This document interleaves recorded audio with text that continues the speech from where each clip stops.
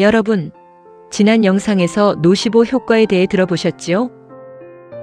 지난 영상에서는 우리는 부정적인 믿음이 우리 몸에 실제 질병을 일으키는 노시보 효과의 무서운 힘에 대해 알아봤습니다. 약효가 없는 가짜 약도 진짜 약이라고 믿으면 병이 낫는 플라시보 효과와는 정반대죠. 나는 아플 거야.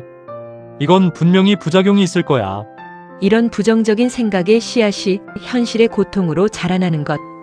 이것이 바로 노시보의 저주입니다. 하지만 걱정 마세요. 오늘 우리는 이 어두운 저주를 깨뜨리고 우리 마음과 몸의 주도권을 되찾는 구체적인 방법을 알아볼 겁니다. 마음의 독을 해독하는 4가지 기술. 지금부터 함께 배워보시죠. 우리가 무심코 던지는 말 한마디가 얼마나 큰 힘을 가질까요? 이탈리아에서 진행된 한 연구가 그 답을 보여줍니다. 연구진은 환자들에게 진통제 주사를 놓으면서 2그룹으로 나누어 각각 다르게 설명했습니다. 한 그룹에게는 이 주사는 10%의 확률로 통증을 유발할 수 있습니다. 라고 말했고, 다른 그룹에게는 이 주사는 90%의 확률로 안전합니다. 라고 말했죠. 내용은 같았지만 표현 방식만 달랐을 뿐입니다. 그런데 결과는 놀라웠습니다. 10%의 부작용 가능성을 들은 그룹은 90%의 안전성을 들은 그룹보다 훨씬 더 많은 통증을 호소했습니다. 단지 부작용이라는 단어에 집중했을 뿐인데 우리 뇌는 그 부정적인 가능성을 현실로 만들어버린 겁니다. 이는 우리 삶에서도 마찬가지입니다.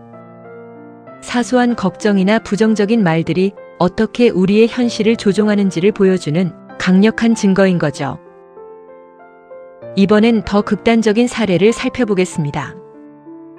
1970년대 미국의 한 남성은 폐암 말기 진단을 받고 몇 달밖에 살지 못한다는 시한부 선고를 받았습니다. 그는 절망에 빠졌고 의사가 예언한 날짜에 정확히 숨을 거두었죠. 그런데 그의 죽음 이후 부검 과정에서 충격적인 사실이 밝혀졌습니다. 그는 폐암이 아니었습니다. 작은 종양이 있었지만 생명에 지장을 줄 정도는 아니었죠. 그는 암이 아니라 암에 걸렸다는 강력한 믿음과 곧 죽을 것이라는 자기 암시 때문에 사망한 것입니다. 이 비극적인 이야기는 우리의 생각이 생사를 가를 수도 있다는 무서운 진실을 일깨워줍니다. 부정적인 믿음이 스스로를 파괴하는 최악의 시나리오가 현실이 된 것입니다. 노시보 효과는 개인에게만 나타나는 것이 아닙니다. 마치 바이러스처럼 집단 전체로 퍼져나가기도 합니다. 2000년대 초 미국의 한 고등학교에서 있었던 일입니다. 한 학생이 교실에서 이상한 냄새가 난다며 어지럼증을 호소하며 쓰러졌습니다. 그러자 옆에 있던 학생도 또 그 옆에 있던 학생도 비슷한 증상을 보이며 쓰러지기 시작했죠. 학교는 발칵 뒤집혔고 가스 누출이나 독성 물질을 의심해 정밀 조사를 벌였습니다. 하지만 결과는 어땠을까요? 아무런 유해 물질도 이상한 냄새의 원인도 발견되지 않았습니다. 전문가들은 이를 집단 히스테리, 즉 집단 노시보 현상으로 판명되었습니다. 한 사람의 불안감이 주변으로 전염되어 아무것도 없는 상황에서 집단적인 신체 증상을 만들어낸 것입니다.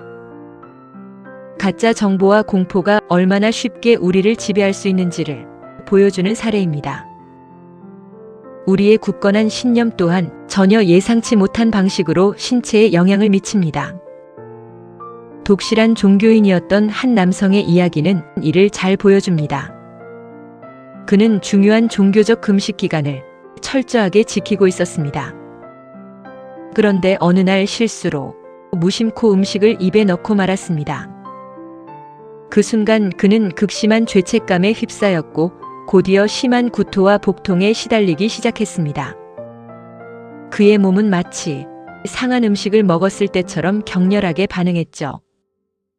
하지만 그가 먹은 음식은 아무런 문제가 없는 정상이었습니다.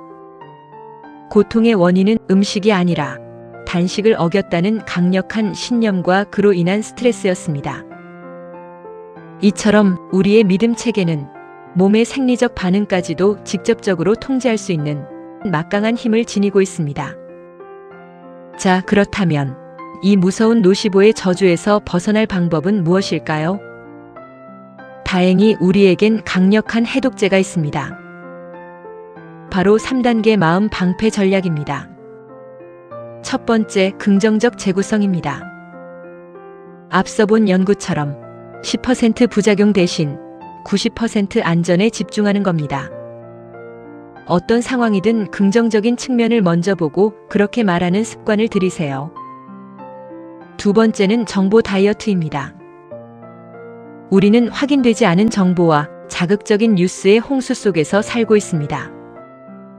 의식적으로 부정적인 정보를 멀리하고 신뢰할 수 있는 출처의 정보만 선별해서 받아들이는 디지털 디톡스가 필요합니다.